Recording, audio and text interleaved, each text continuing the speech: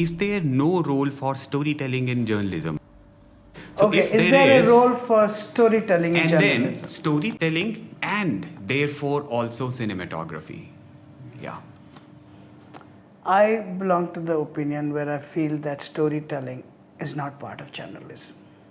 I believe, tell me the facts. Tell me as straightforward, as simply as possible, because as a filmmaker, I know the power of visuals, I know the power of editing. Now, if the journalist is given this power, I don't want him to or her to have this power. I want them to have power of facts. Give me the facts. Don't manipulate me with visuals. Because you can make the Israelis look very bad by showing some visuals of Palestinians, or you can make the Palestinian look very bad by showing some dead Jew somewhere. Give me the facts. Don't give me stock footage. Don't go into the close-ups of the wound. Don't make it picturesque. If you're telling me that in journalism you want more narrative storytelling, fine. Narrative storytelling is you tell stories, but I have a problem when it comes to the fact that you want to form a story like you do in fiction where there's a predetermined hero, villain, antagonist, protagonist. That is what we do as script writers. I'm writing a film, suppose, and I already know who my hero is, who my villain is. So when you are going to watch the movie, you are going to follow my same view. So I am saying, are you saying that journalists will now be deciding, will tell you who's your hero, who's your villain. So again, we all are going to be living again in the same echo chambers where people are going to say what they find. So I feel that there's a need to tell stories where there is openness to everything. I feel there is a need to tell stories where all views are open. The reason I left journalism was I was not very happy doing only breaking news situations, running from one story to another, having a very superficial level interaction with your subjects,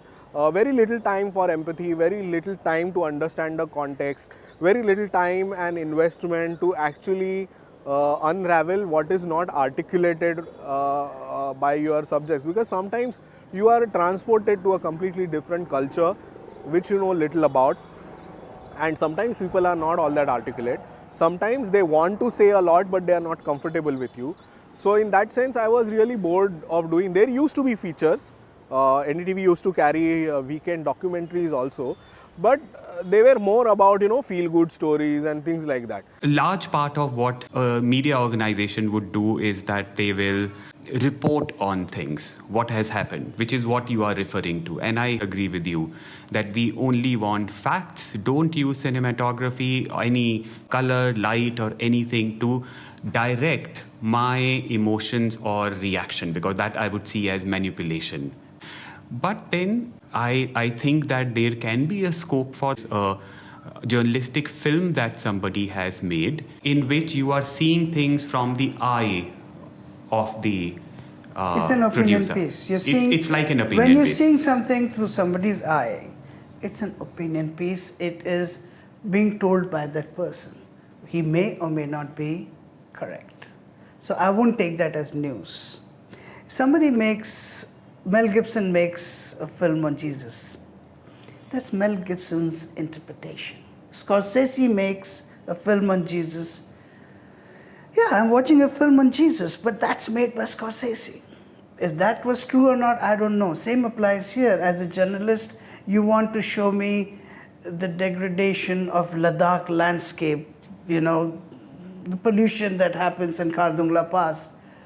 If you were to show it to me objectively, I know, but if you go close into the exhaust coming out, a woman holding a mouthpiece, showing dirty snow, you're emphasizing, you're saying that, but perhaps you're going to make it worse than what it actually is.